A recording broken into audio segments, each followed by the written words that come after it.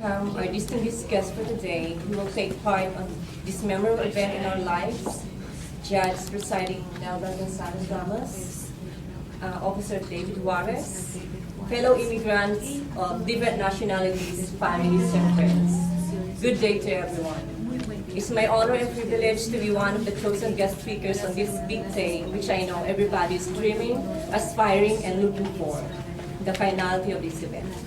This has been a lengthy process and challenging to each one of us before we reach the final stage, from filing an application to fingerprinting to interview and test. Each step are breathtaking and worth waiting because we are all now gathered here to move on the final step for citizenship and naturalization, the oath-taking ceremony.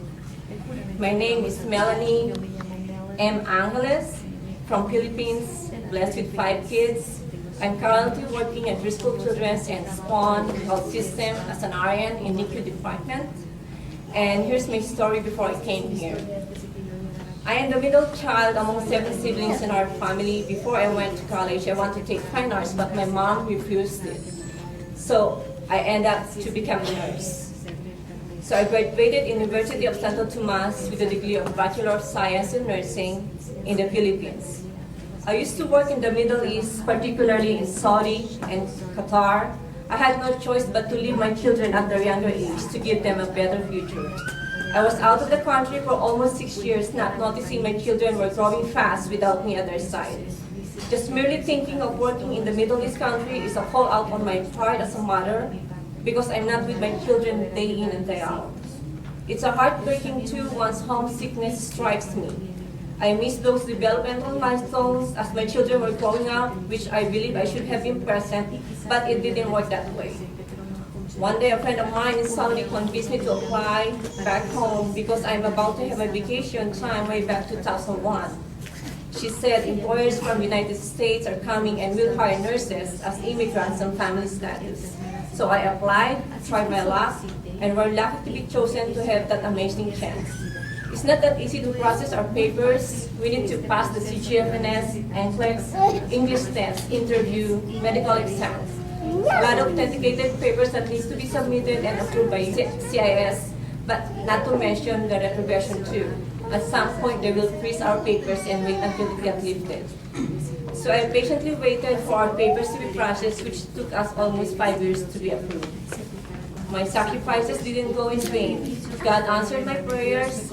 The moment that I've been waiting for and dreaming of while I was in the Middle East country was granted, to be reunited with my children. The ultimate dream has come. United States opened the doors for me and my children. In October 2006, my children and I came here in the United States.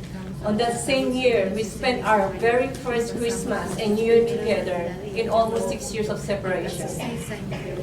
That is so priceless. At first, everything is new to us, but we get adjusted as the days went on. Being an immigrant, we exercise freedom. We have the privileges to travel, buy a new house, a new car, can go to school regardless of age and race. To have a decent, stable job. Even my kids were able to work at their mid-teenage years. Being here, we're able to help some financial assistance too in our families back home, and some are lucky to have their parents here as a tourist. In experiencing those things that I mentioned, we have brought a deep and abiding sense of what it means to be more than an immigrant. We became a part of a family, a community, a city, a state, and a country that is totally different from us with no discriminations or reservations from Americans, wherein equality is being practiced regardless of race, ethnicity, or religion. That's how the United States of America has been kind to me and my family. Some of the immigrants here, I would say, were staying for 10, 15, or 20 years. To be a United citizen is not a mandatory, it is by our own choice. And by making our choice, it goes with big responsibilities. Today, as we took our oath of allegiance as citizens of the United States, we are moving one step ahead. A big major change in our life. We have more freedom, exercising further rights that is intertwined with commitment and dedication.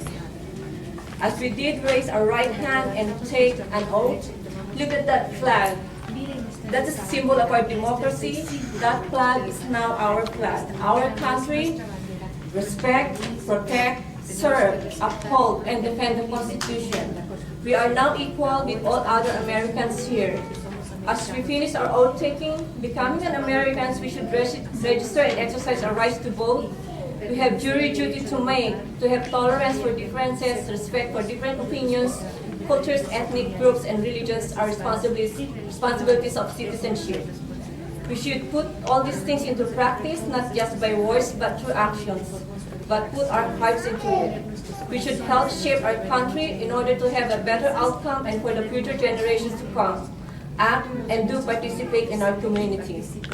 I'm so blessed to be here. I'm proud to be citizen of the United States today, and I fully honor and respect the freedom and vast opportunities that citizens offers me. Let me offer my warm congratulations to each and every one of you. Thank you, and God bless America.